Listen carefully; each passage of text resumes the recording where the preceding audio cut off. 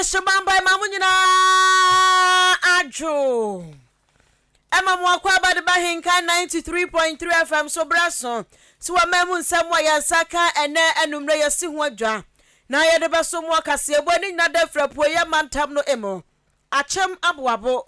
Baby ya tie ya Kriafra Kuma Studios. Kriafra Kuma ba tampani studio na ya tia. Ya baba chone srani abasa ede amawo. Ghana adeshimamba munka na munhane so sensem ya di benso. Ya bwabwa no firi kwadwo apel Kasiebo dem. Afedi obetie bi ni se enche bia majority for the Speaker of Parliament ebe kokot. Na abeto jase asoye Kasiebo akupa hwe edifangu dwuma sabe ya dion se nya dion no. Dia beto janse dollar wom de bedin dwuma no eho de ma wom. Sanso no rebi ebusa abane sa accountant for wo Ghana ha wa masana wa munsanya ene agina ya fun ba na wonum asie no. Na traditional council bi ayemfo ene nimpanifo atu anamon akọ ensuo so akọ yi apaye ne abosomfo akasa se obi obesi nsuo so bia so betu fama gudi akwambone so no wom yi ni mfiri o ekuo bia wonum wo UK man ni mu akwa ya Odan government hospital for mu anamwa no emu odempa Pentecost asafo no atu na fo makoma kumiansase wonum se wom kire wom yam kom na mabompa ye ama oman kronkron Ghana adeshimamba enenumro betimi ede wadwencha na for 0594 841044 so 0594 841044 eno SMS so de ba ya be kenkan ede amao afa yanko YouTube any Facebook abefontenta kase no so eno so search ye Ahenkan 93.3 FM no eye capital letter sudru ho na wadwencha odi agwebe kenkan ede amao ena enume mayamfa seda no Emma Alhaji Hankuri Enterprise Jubilee Hospital afe Bimpoma Plaza Hotel B Plaza Hotel Sebra beda na kachene ho akama pa ebebuo nso boa ena Ahenkan FM marketing department nso eboa so yasene enwumre yi Ahenkan fo beti enka ye me kwaku anin kusi buadumene afia ampofowa afe Ghana de Shemamba Information Center sahodra wa moto Kasiebo na petimu eni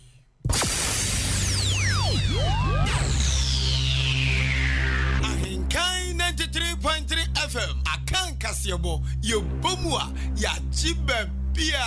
Anuti Kasiebo mubati anka ewo End Time Information Center Achim Asanteman Kwasiapia online radio ewo Asanteman temu Kumase Aluma Suta Information Center ewo Jiwani Kwanta God's First Information Center Achim Betnase Alternative Information Center Yawsero Kanyame Information Center ewo Achim Achikrum Cooperative Information Center ewo Achekrum Dia yesu tumi ye Information Center ewo Achim Dwaha Awurade na ye Information Center Achim Apreku Gode wa eboafu Kojo Kumi eye David Ba Information Center Dimpa Information Center Achim Asane Kosiewa ewa Kosiewa krom Osono Information Center ewa Achim Esam Abnasemai Information Center wachim Abnase Nyame ne hine Information Center wachim Ofosukrom Ena Nyame Asam Information Center wo Achim Krobase eye Nida Soni Awurade Prince of Peace ewa Strasi Somwa Heba Information Center so som se twetwe ewo Achim da Ntiamwa Junction Peace Information Center wo Kokobe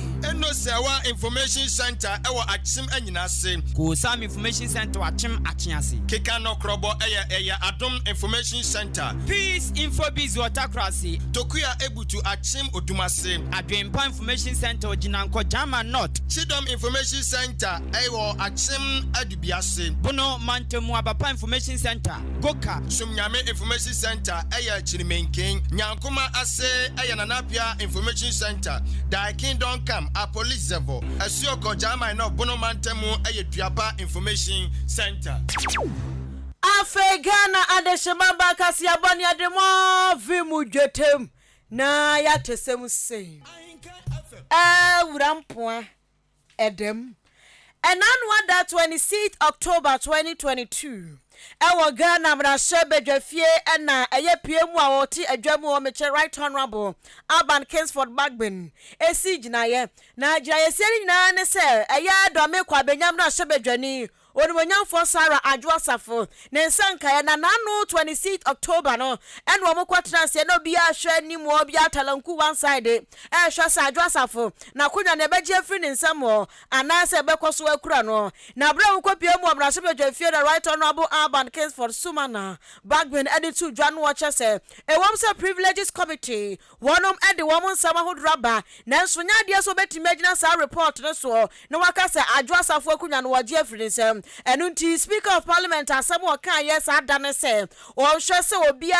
benya abramom na omode atrase na Adwasafo asem no matena so no omatu ho anamo na wonom adwenjwen afa ho debate asem no ko kan ye na sa asem no nya pagya ye wo mrahye bedwafia pe ena ya dom kase ba no dafo eye onimanyamfo se chemensa bonsu ka kire speaker of parliament play for say asem won kan one ne nya adwe ne enya adwe kina ena speaker of parliament say o se chemensa bonsu me si mu acho misu amna che me say report na privileges committee dia ba no minjina so emfa akunwa no enje akunwa no mfra Adwasafo nsam ne enje mfra nsam kina enu nti masem amaka ne say yantina sene yendi hu abobo enu nti sa wonti ase ne ekona kwahyepo ene majority leader so ka kire no say eno no so ekwaba na wakwaba no abusuadia abani o majority leader ya wosanso yemra shebadwani adema de sha wanu so ame abato peso so ya eno ewo asante manta ono kro ya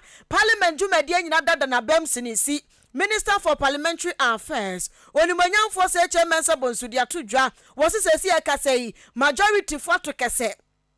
ya kese na wo matu ni nyina ya ginase bia wo masie na ginase ne nyina ne se wo mu the speaker of parliament right honorable Urban Kingsford Sumana Bagbin ekwa kopiem e wo supreme court na supreme court wo mo ne trade wo mo ne ko nyina da e ya Adwasafo case no a enu nti wano mu de ne beko na onimanyamfo se chairman sabosu etwo ne kasa so wo ba mane chese de nti asam no ekwa kopie mu supreme court ne se supreme court na ye Ghana hanu nyina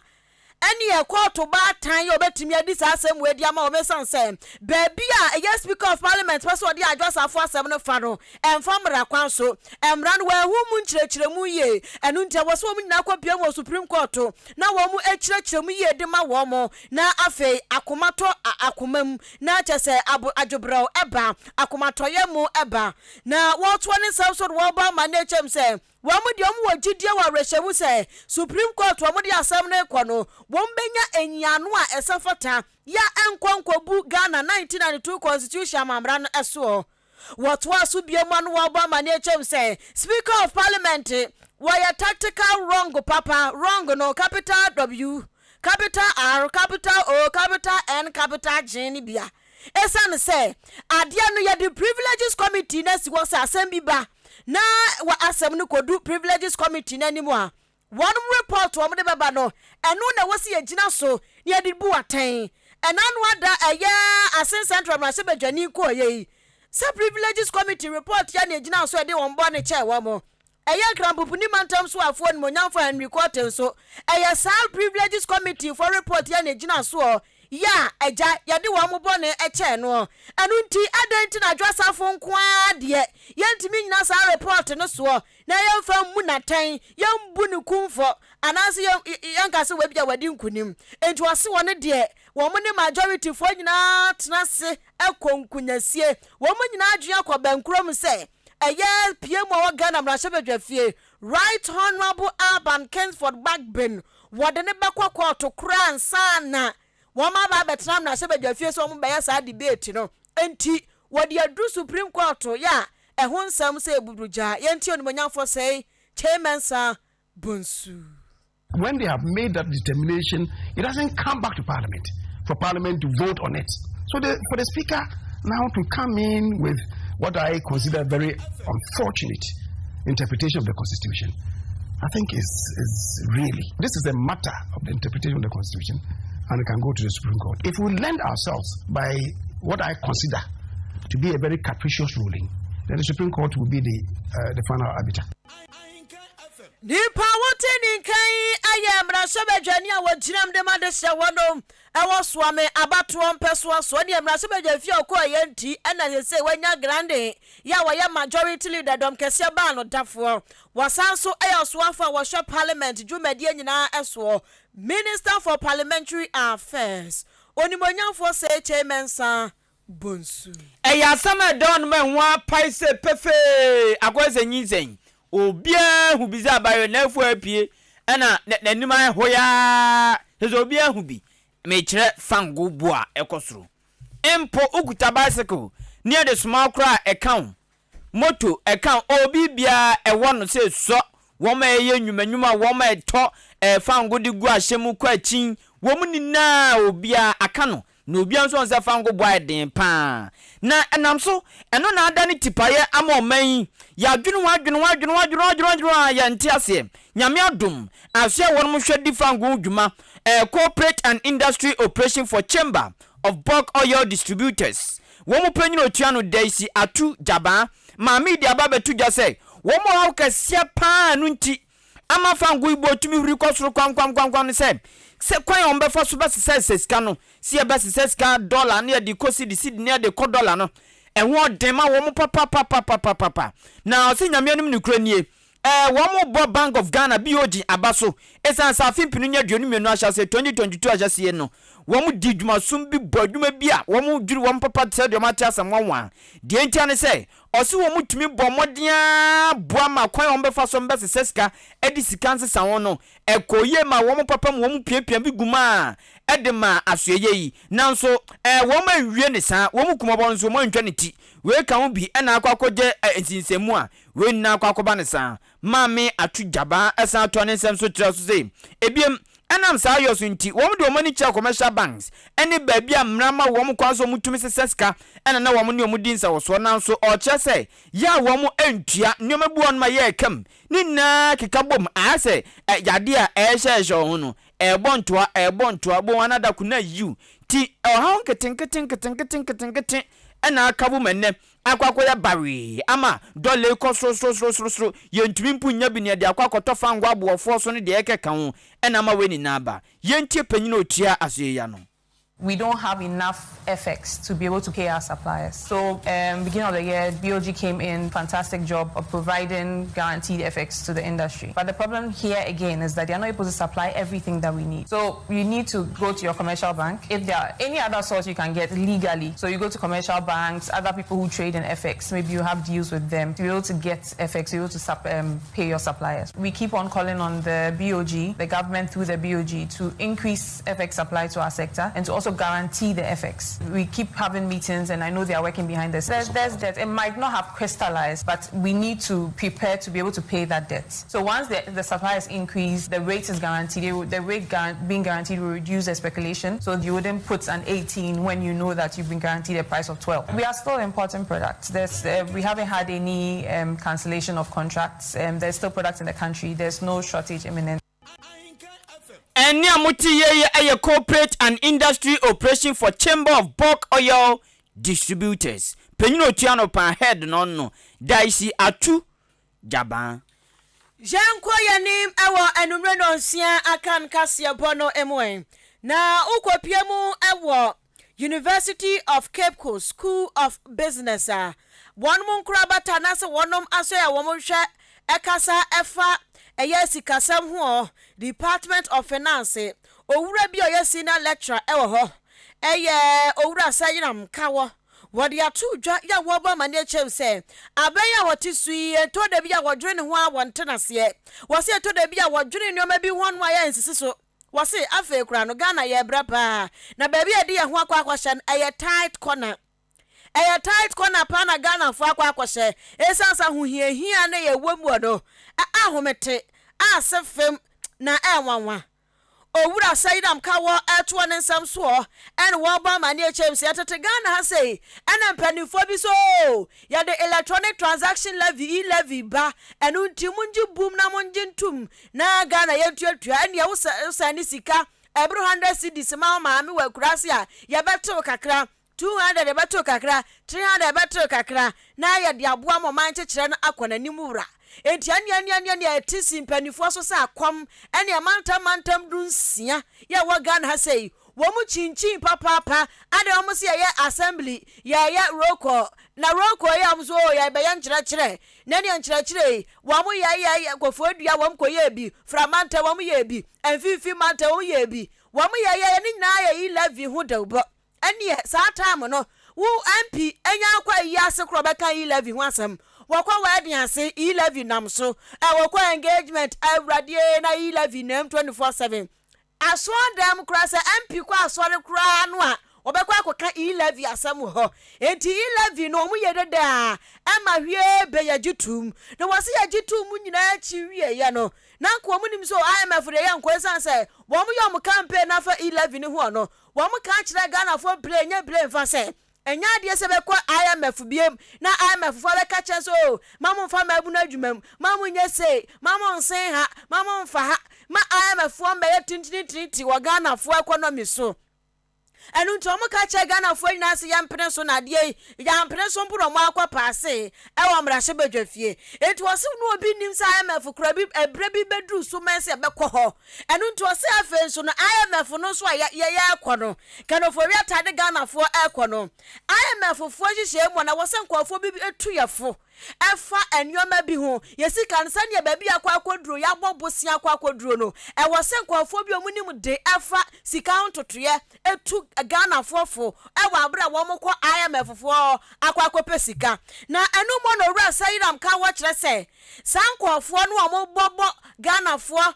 anu ho ba anase Ghana fo wo mecheche Ghana fo so momfa ha monse ha mo kanaduru sei mo kana yesenti ya momfa sei na IMF fo de wo penise no wose wo ma nya sa fam no bi e wo Ghana ha sei se wo mo nim accounting ho dwumadie wase wo ma nya so ani bi wo Ghana ha na ebo matu bata akọ amai maako enan so ana owre chesa amai maako nan so ro mo kwa ron kwa pa accountant fo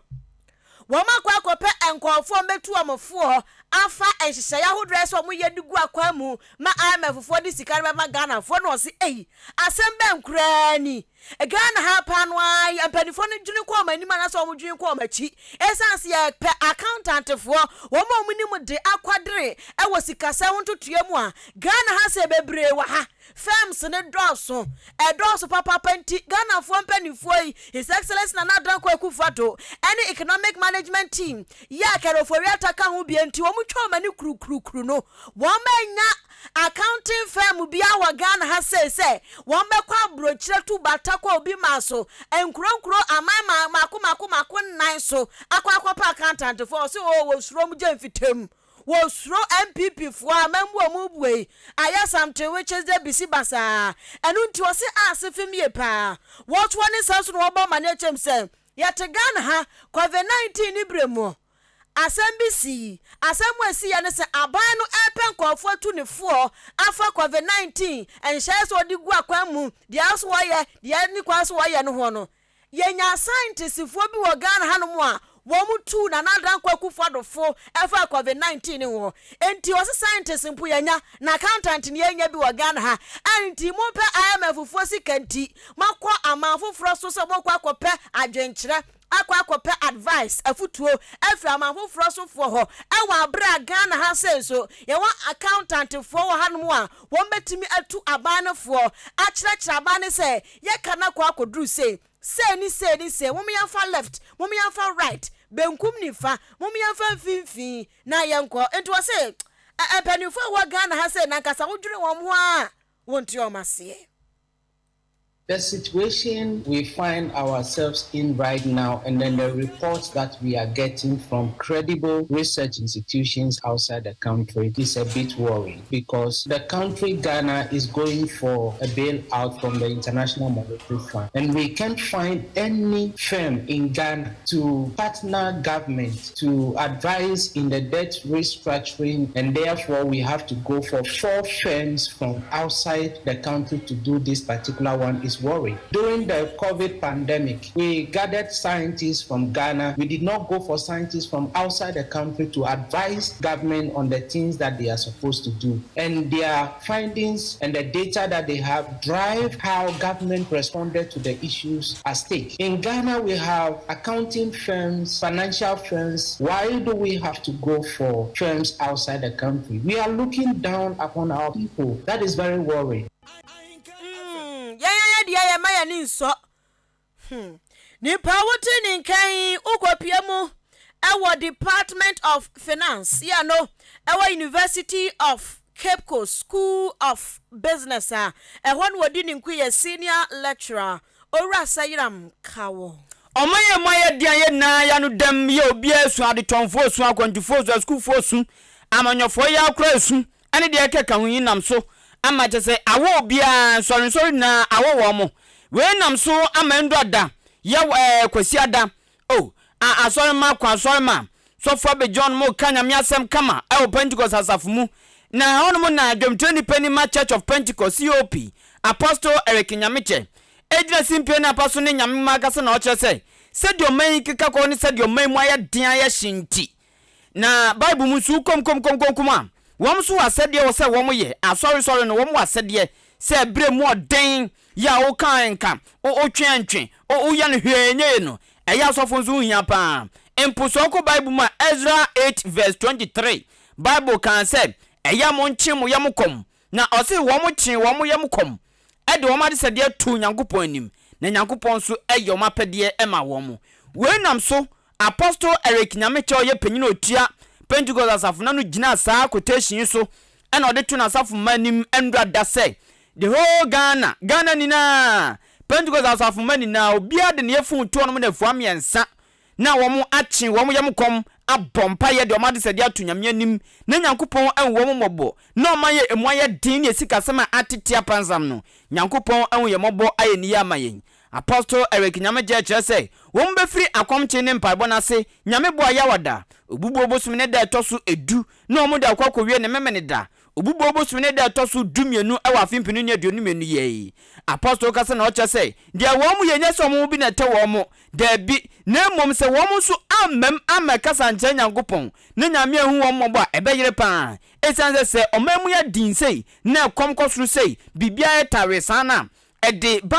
bambo no emane yehu pa ena afi emasum jensu magrum ti akoba ne san so ede asemfoforo ena bebanti san dia ena hu bawrum na kokoko nyame ye ni ezufro no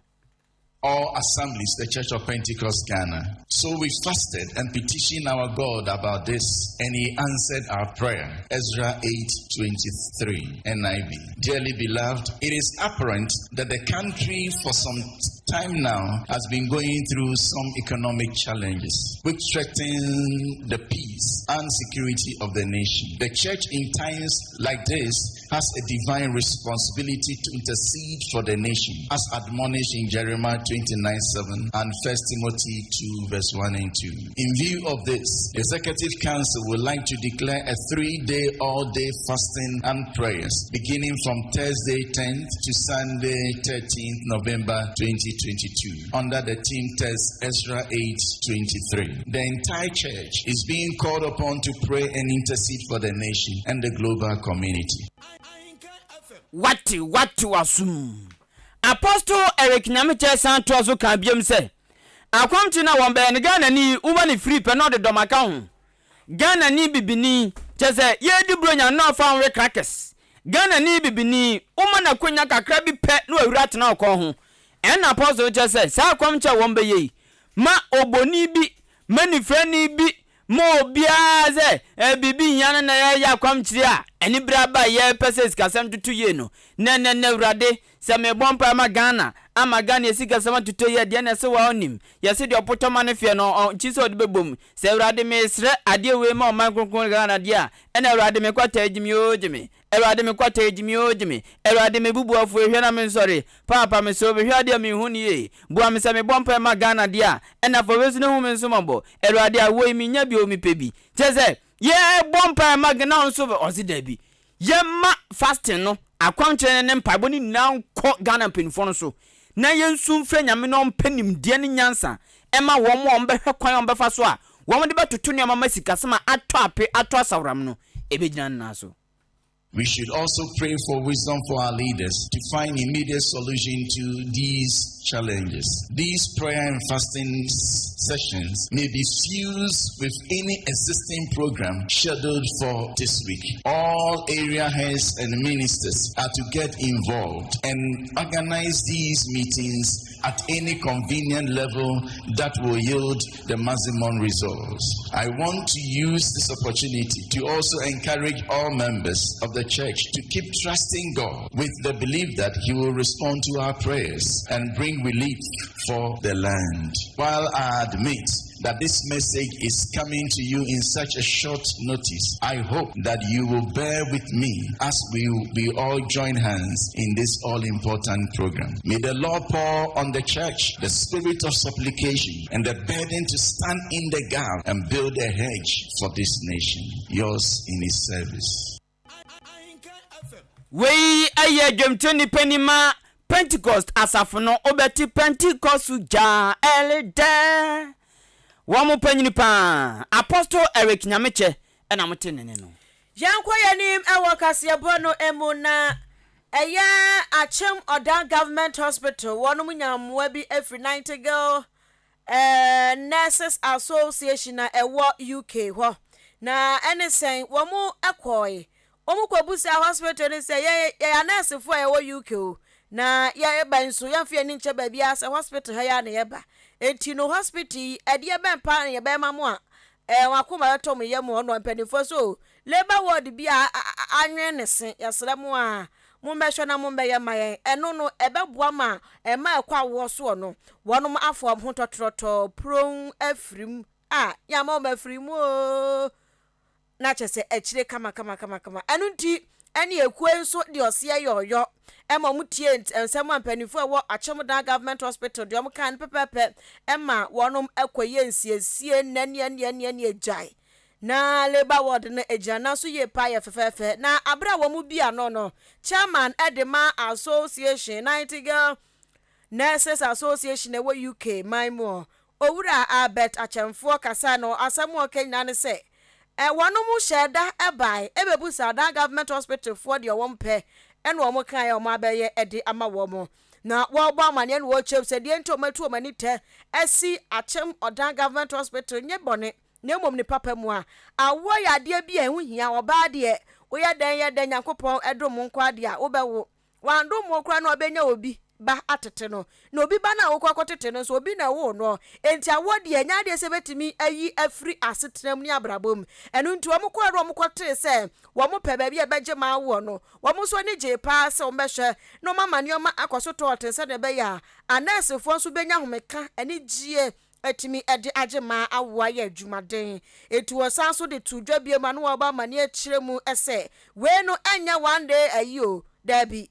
bomba ya sa ya nti Odan Government Hospital afen wo mayire omo ho ahenham ya enye mpuntu sam de omo de bebo mo left and right center babia won ba behwe se omo nam ekuo ni so ebehwe ma Odan Government Hospital so etumpon ayekra behwe Bomodian say ebehwe emwo mu hia na ya babbo mu enti ya kan ya sano kakra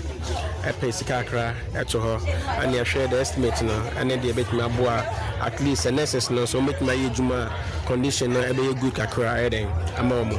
and after no patients no so go through the system no so no almost so be so comfortable akakra na omoba omotime awo afa won ho afa se won ba everything behind there is just a beginning until when just the beginning. The most important thing I say any hospital before no atronsa na see and it me communicate with each other until more bia na motonsa frefre ya and me say ya won penifo so yes side we met me there analyze this situation say maybe na say was say some be more bit na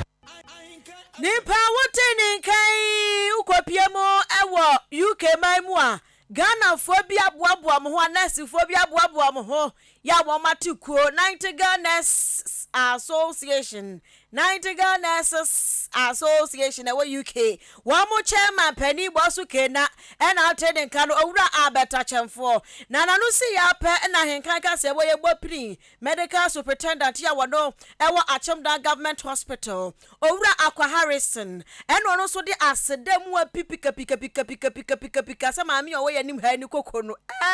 urampoa kwakwa na epika say ye kwakwa na nya mreke wonwa awrade ma me no chenchen am nchen kwakwa no ha sama am ni kwakwa no enti asedanu ni mu pie enti sama am ni kwakwa ni bi pepepepepe en wode ma ekuesu wo ma beboa ma sese no Achem Oda Government Hospital so e fa ntoma papa efra wode nsama hudro bebre eka ho yentie Sebi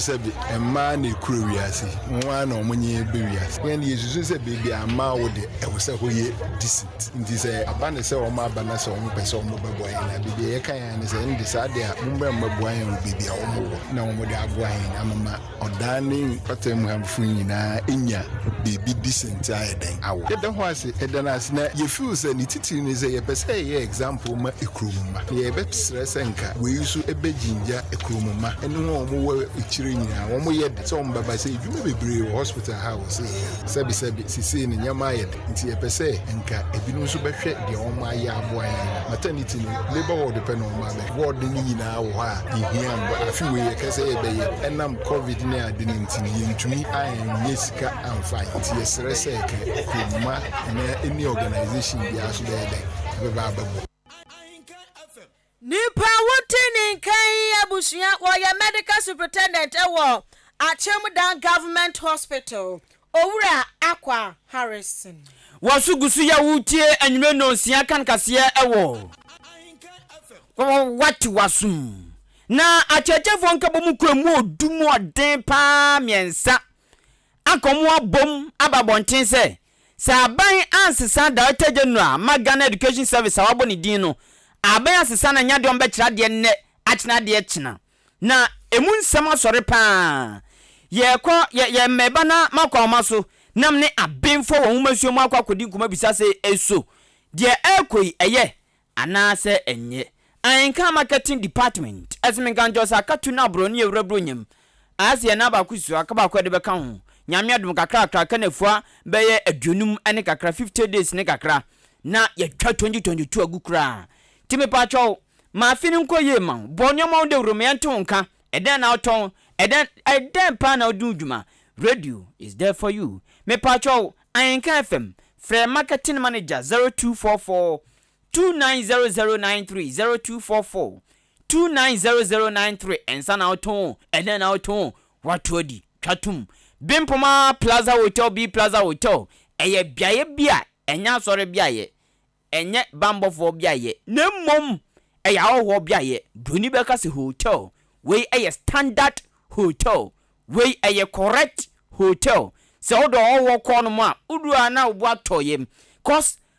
kwaye be fa so e be service no ye ne bekasa hello you welcome to B Plaza Hotel how may I help you what do you like say FM po upentwi so a memo akwaba eba B Plaza Hotel ahanu de aye neat so wa hwa ohu say afe any campo keke bibia bi wo no mo o de ka akwa benya bia park asi aduanu benya bia di enso benya bia dware fresh one edan abadi bia so home appliances bia bi wom ena dan bia so kitchen bata ho say obenu aduane anomo no amon de den say B Plaza Hotel obia bi e fani pa makoma kwa duasa enti dwumakuo bi wo pom yanum sei mu pa bi akoye nhyiamu a mu betumi akọ han wo ebo no fofofo air conditioner ho obi nso nte mwasem so obi gina bonte onte no modi mu nkomo kode na mapie B Plaza Hotel ti ya no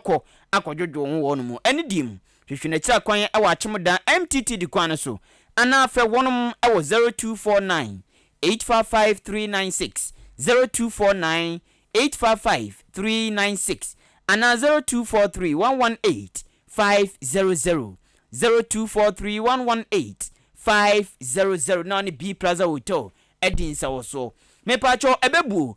meminda bia enwe no so kosi enwe no nwotwe ebaso tia no atie bi se wo so tebe na peso ba radio yiso a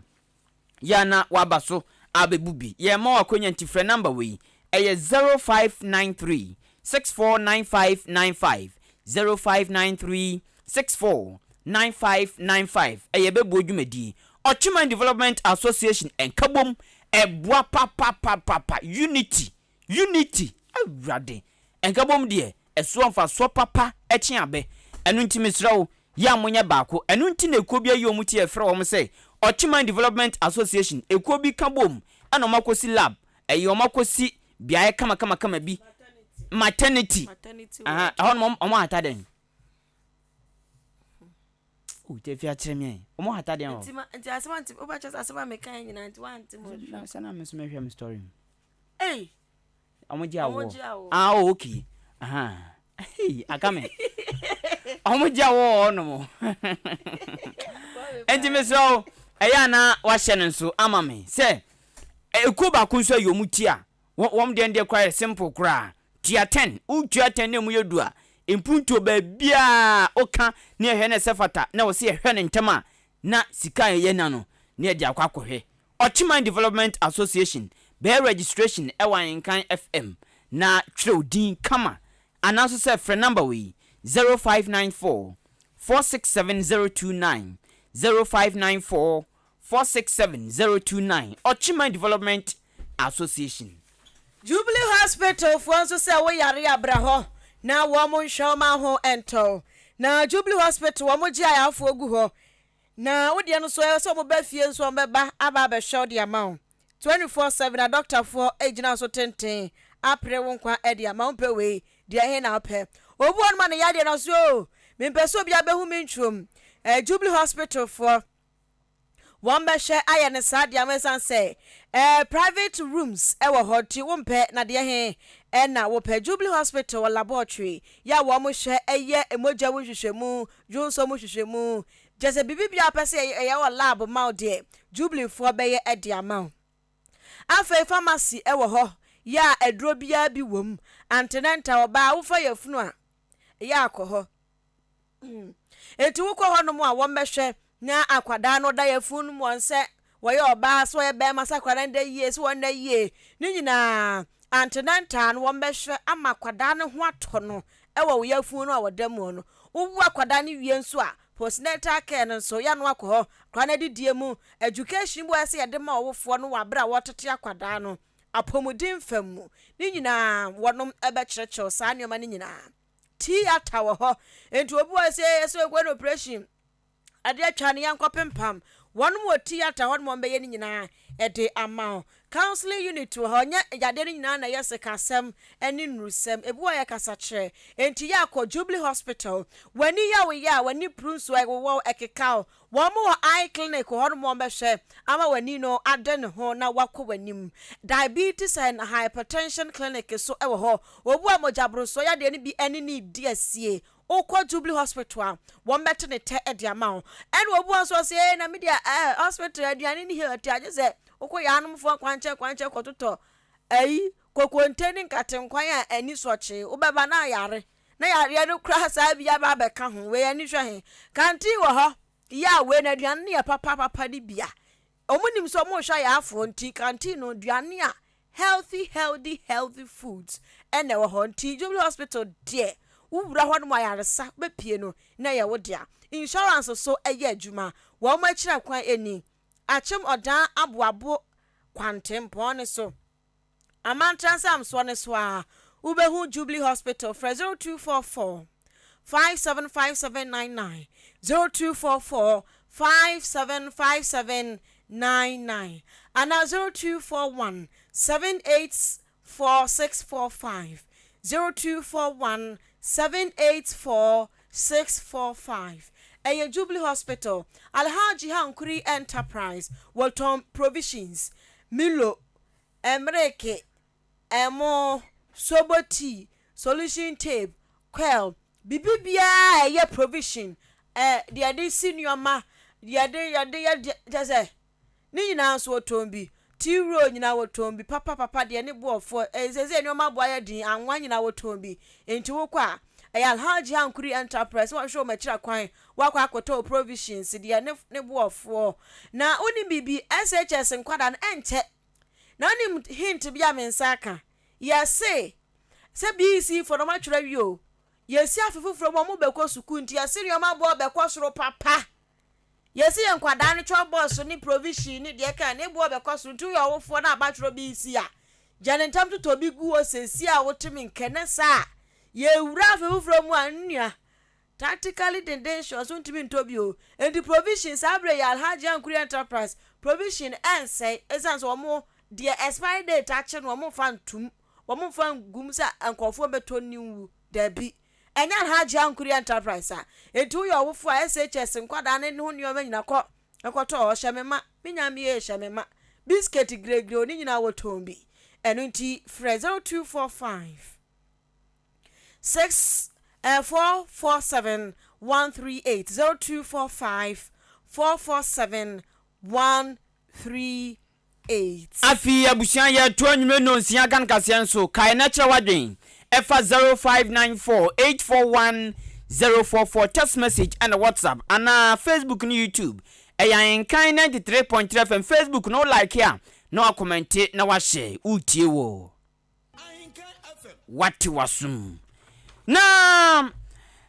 wo enche biana enkrata betodwa wa bra kane kwanchefo penya na oda Ghana Education Service ano obinfo kwasi poku amankwa yachi ni ehwan musa wo fro ba behye nanan na ofofo ne na ban kobo owura efe ne Dr. Ahenkan Kasiebo na Dr. Ahenkan Kasiebo abakosam ne eyomu jese se wo kone nkrata mu hwe ne nuomama papa ne nim de ni na fasikasem ho emfa humasua ho enu nti enam so ama soye bia wonmo wo ehumasua mu akyerɛkyerɛfo nkabo mu kwa awudo bi aka wɔn abom ababɔnten sɛ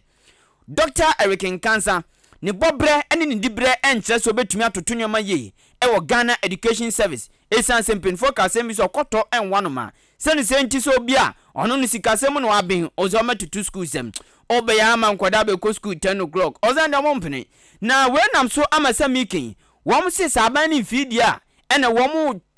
nkyerade wɔn kɔ strike tenam so achechefo nkabum kwa kukuda miensa National Association of Graduate Teachers NAGRAT Ghana National Association of Teachers NAT and a Coalition of Concerned Teachers Ghana CCT eko miensa wei ti womu munipeni na eko strike wom de asem we betu dwa obubobosume ne da etoso enan nanu fie de ye na asamiken fiti October bosume ne da etoso nson kra no ebi mu nko enkokyera de na penyini pa ye president ma natiko no Reverend Isaac Owusu eso eka to so san say kosi saban ne betie wo musu frɛ na Dr. Ahenkan Kasiebo wasesa no de nipa ne bobre ne dibre ete sampo betumi aye director general ama Ghana Education Service nya de on be pene ne apene china akokra zoom akokyera de mayenko omaso na ye ne abemfo ba ne humasuo enkodin sawso educationist Owura Williams Bodi akra otimi nka majo mejoso ani di mpombo ko de menia adom ne ahweye nti ene yesin da mo elman mo ahye nanso adom ne ahweye nti ene yesin da me pa mo medase na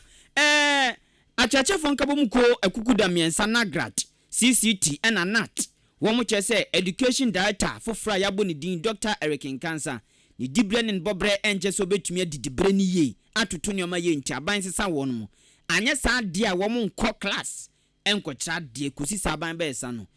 de ekoso yi wo wabin e wo humasua mu ye mpense mu mfekire nyoma mo abin wo mpa akra de ekoye ana tumachu bi asi yo maminchia woni watifo menia de tiene se strike ya ekoso sisi enye new director general nkoa asach intina achechefo no atietua nemom promotion and upgrading issues bi a pending I overview awo ache ebiem yes be a maintenance allowance it is all you say ni and now you more yes that's all car and now bicycle and now motor your allowance be a demawa with this is answer and a boa coba edium. Now, with that, and also no human would me any senior fata. If you a year change of semester back to a year trimester rate, 40 minutes per period, a year issue how many a year Ghana Education Service, any Ministry of Education, I can't tell. Almost resolve it, and also air pending. Allowance you are a deprived area allowance. On the Obekaya, a baby will go to say, a quality as a phobia could to million, a debia could continue say, as she ever under the Russell, almost all month a hot, now on a class to one croak, a diet, some of them, Omunya, the Papi and Kanye, a job on pet. Now, Sunday and Anna, I was saying, I buy the fucking ideas now. It's as a Ghana for and a woman to know. I can say for nurse for doctor for almost after people to no consume staff one. If you allowance be a demotivate of no to me at now more high woman. And also 2020 and at agreement we know this to for including a cost of living allowance yes this year. That was say almost home strike. By the moment 50%. And what clothing allowance, I know the MI, including this deprived area allowance way. And a CPD point accumulation issue between Ghana Education Service and National Teaching Council (NTC). Besides, one teacher, one laptop project. Yeah, man, could now a bank is him. Abandon Alpha Mukadiama at the promoting the money. China at the for none as your money. Me last year, any say over a year 500 every teacher Nibia Katiamu, a year professional development allowance and a market chair for your teacher with there. They talk a year laptop, I'm a woman. Minia everything, a young man on Monsaka laptop. And Sana, a year new letter generally. Minia Udom Sukona a year the chair. A move a beard noir, except what's that the thing. And I said, oh, you'll be a what was it technically? Oh, yes, keep and now really back. I forgot it here, what's that here for this number of years. Oh, it's a Sunday morning night, Cabo, and I'm at the chair for no, I cost strikes this year, and I won't go no. And yes, and the Menimi Yapuna, only Christian on some of strike. Only the Cambo for say, and you about whom you knew a pending. So once you won't be Yadi, you got any now before. It's as a Yahoo actually, and you more IAD. And I buy 20. And it's a brown say, and we do ya. I'm penny upon you and Yampa. Almost a deal on with your go almost that yet for now, unless you're more penal. I buy I am. Asemi die. Mfanto pa komana akwase. Nentwe janan. Enini tin asia no sochi. Na owura body ma mimbisa we yo. O experience wo enwumasuamu se yempense nneoma mu enwumasuamu na ema ohun se ka bia ban de wo muti na wo mo yesa no. Ezan se penini kasa no, not penino. Reverend Isaac Owusu kasa no. Asema boss no butare ntia potintia wo mo ko strike ne se wo mo sesa director general foforo no. Eno ane wo mo hawo. Na aso waka allowance bi ni ka bia ban de wo mo eno no wa onim dia na mo ahu ana o maka kyerɛw. Minia say idea wa won saka trata o de ba bontia o digina so call strike on the 4th of November you know. Say when an kaka tan bi aka yan ka bo sense ma mkika nyina no ewu. Ana say the producer e be tina ye ntem bi dia ma wan ka bo say de mkika nyina no ewu. Na enu atin die ntia na te for no CCC ene na gas no ase omo kire mu omo di kanka Dr. Ahenkan Kasiebo issue nyina no say minia sabe se obi e ni ana obi e banka me yes so obi tina asori prekope ana se minia pani a o sai bi senior e o ate first high school odi Ahenkan e be tina kwafa obi a bank manager or NIB or da so mra me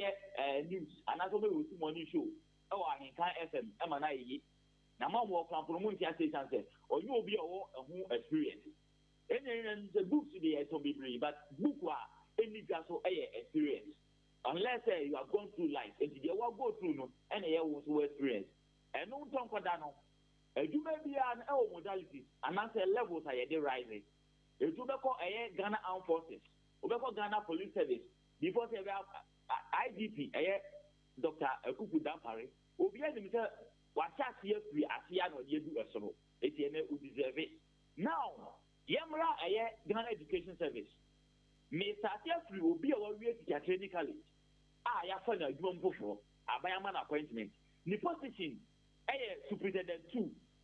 Now, the member was in 4 years, and the other promote 2. And also no interview and aptitude test. The another 4 years you will promote to Superintendent 1.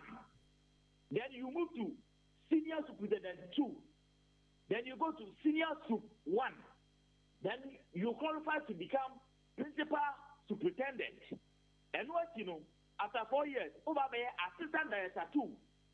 Assistant Director 1, Deputy Director. And some will qualify Director 2 be able.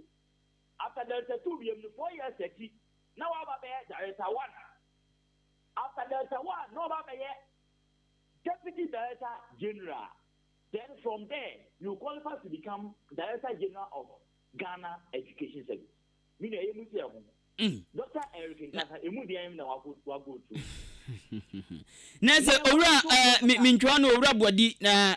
mitwa asem ne so a otofa bomu ne mfanto ma nyina no nese dia chechefo nka bomu ko ne ye no ota wo machi 200 million %. Million me say be 500 million. It can say for ban say na akwa say ye for ogu ani ni die e ma chechefo no. You qualify for promoting your family, you qualify for upgrading your family, all because they just have topmost position in the politician, which is uncalled for. Yate, Orabodi Dasi, and no Brennan Chimo, the Asuma in 93.3 FM for Numri, Yamishopa. For this and all, Miss Dasi. Piao. Only pen in Casayono and air country for penny covered by Educate Africa Institute, Eternity FN EAI. Osanso educationist Ora Williams Buadi. Yankwa yanim ewa Kasiebo num na abusua ye kwa galamse ene ne ho nsankayem. Atichafo so mbekọ strike ya. Ene abosomfo so besore. Na abosomfo abesore nyina ne sahemfo. Ene mpanifo ewo Dadeɛ so Traditional Council ye no ewo Swaman district ni mu ewo Western North region mu. Se wo mu nyina pusuam ho wo ma pusuam na pusuam ho ma proprom ntrumam apopronto manimu prumu ene nkofo kuntu wo ma prum papa se ntoma no o mu prumu ma asunsum ene empanifo nananu ma wo empatamu nyina nsore enti ene jai na ni onwani a abri nyina ne se Empotem galamse no bi kwaso papa ogala no ekwafu otufo magudie kwambone so enamso mamonsu ansuwa esese kwaye bretro nyina ese ensase asase anka betimi aboa manchiri ma eho ato omom so timi akoma nimu abrabom no empanifuo bi a wonu hye en kwafu ase edi djuma de excavator ene sanfan SCCC nsuom ne nsase wo mo sese no enu nti omonto ba mu purupuru nyina ne se wamo stress abosomsom kanena nke wo ho ya na jakwa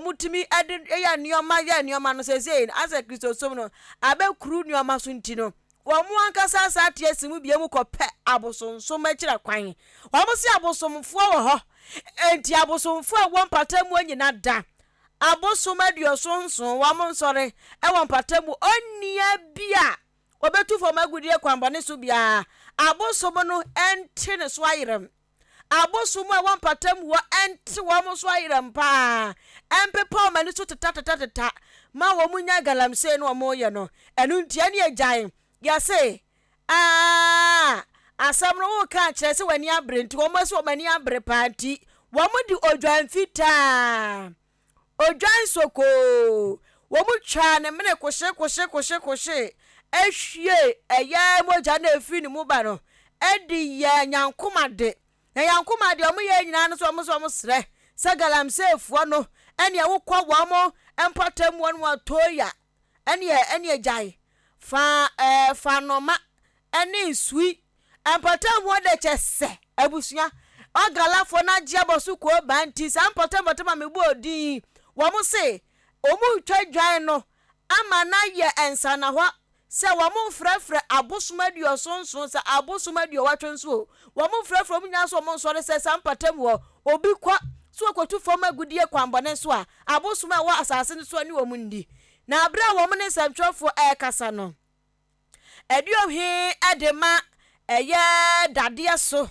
eye nana jachi penyi wode to yamane boni a ene a wodi ne nkui ewo nyameche radio ewo mpatam won apia kubi anim se apia kubi wo so wode kwa Ahenkan FM o ebue mantemu oh okay Ahenkan 93.3 FM ene tu pitim Ghana ba bia se ye tia ye ni abre pa enu ntia frafra enhonhom abosonsom ni si ye sa kwamu biem galamse nu ye pese tu ase na tu ebetu ase no eye sa nyoma we ya na ebe ye me de tu ase enu nti na naja chipanyi edi tu dwa biem anu oba mane etese mu odwetem se onipa no obetu galamse no wo ya ankra common floor member so wo ya abamu nipa so wo ya politician so wo ya hwan abosom ni enye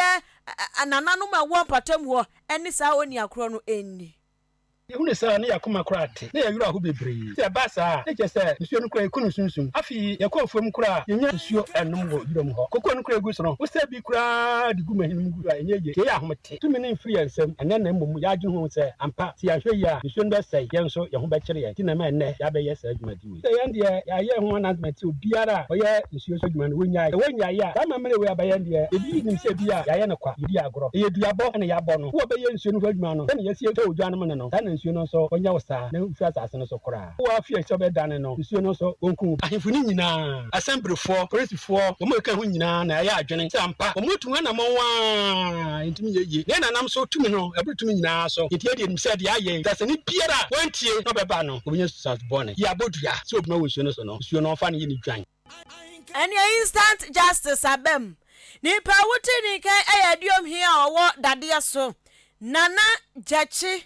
penyi eni a western north region mo na sasem we free ba na no si ya pe aye mensin krache penyi owo Swaman district no emu eyo ni monyamfo Philip kwabena bo ahen edi tudwa no se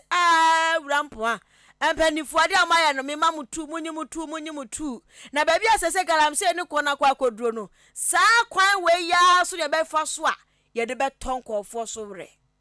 nananoma na momotu no eya na papa ne no beboa pa eno achen anamo ni nyina se ye pam nipa no wonsuo so se ye ditio edi nachi se ye hye machine no de twato eboa pa ye nananom de ya waye na me de me wogidie wrafim se nananoma ye no ebe me yesan ye nsuo ni back eto betumi atwa na me ne me dai se yakọ nsuo no so on 2 occasions akwahye machines ni bi wo hye wo mu a bedi be se week or 2 no na mo san aba nananom be hia ye eye dai se meeting a nananom ede omo ho de ma ye a omo kan se omo nso anamotu a yetuo ni ye na omo de we be kan ho no ye kono emu edu de wogidie se nsuo so garam se pa wosua ma hase die eneda ya me ne wokasai so time ya ya nso eye the right time because I'm reading nsuo ni to efi na omuni na nsuo ni mugu kwa eno no se yansan anhono ne biem a ebesan ya nsuo dada na me di twato ne se ye ka akire ye mama nyina ne ga na man nyina ne se okuna ye ko illegal mine no ye nyina ya dwene ye wakoma pa ani adwen pa se ye be ma ye nsuo ne ye kwaye a nananom edi to dada ma ye no asan agina ho e wo mu se ye nipa mfom so ye ho Yesu Kristo ne papa Nyankopon ko ana omotene no matter how condition bi e wo bia no ye be ko ama yesen ye kwaye nipa wuti ni kan aya mensin krache pani owo Swaman district no mo ewo western north region no emo onwanyafo Philip kwabena bowahe adwenkyere yamfo manfo adwenkyere bia bai entosoma me call SMS na nasre body fiachia so say ebi kasa new director owura Dr. Ahenkan Kasiebo omeye genius for director general oncha de da ebi nso acha de da na hwan kura na eka no kure srebo de tene se ono no sikasam de ne dwumadie poten odi wo sikasam mu na mom sa lecture ni ban because oy lecturer I say o kire sikasam oy lecture o kire sikasam so what I say but bank ankasa bank onyomonyo ankasa na oye bon sa say ne pa eno so kan job mu aya okokira de sa de no okokira school fo no efa sikasam sa enetie enti srebo eno mgidi se watu ho ase we si Ahenkan news papa na okache majority group members say hey wo mo ntiase a wo mo nko bunzam gem ana wo mo nko enye Supreme Court wom ko bu nsam jemene Supreme Court odi de nti okasa ne say adwasafo wom ma ne beto aba wa bra ye 211 so aba wom ye ya mo bi be hye mo so no obi nim say ya adwasafo ma pampo ko to aba ti se wom nte wom ase wom ko bu nsam jem owura tamakulu edi fra chance junction ena eba ye dase wenzo sin di Dennis or test free achima boabo osan kan keep up the good work abozege Lucy Sport ewo achimba tabi womo biem ku ha womo zo pen driver yira yebe mo mu bi ti de bia ha ya ne da osan nya no mpono nka noa na wo mu ti Lucy Sport eboso ewo achimba tabi one boga ye chiamo bibi o ye ko ye Facebook for nyina domase Facebook for domase eye producer nwumre eye Kwabena Akim achem asubuade hye baako pe Kwame Asante Seman Saboy on na die ko Facebook live and YouTube yes also friend say Charles and so hwe na ho so ni pa I say ya tam sika bag ba kwama no and yes on kan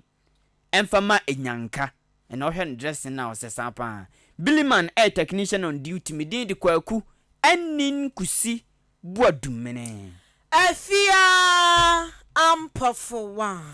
Kasiebo nasi yesi achiamopi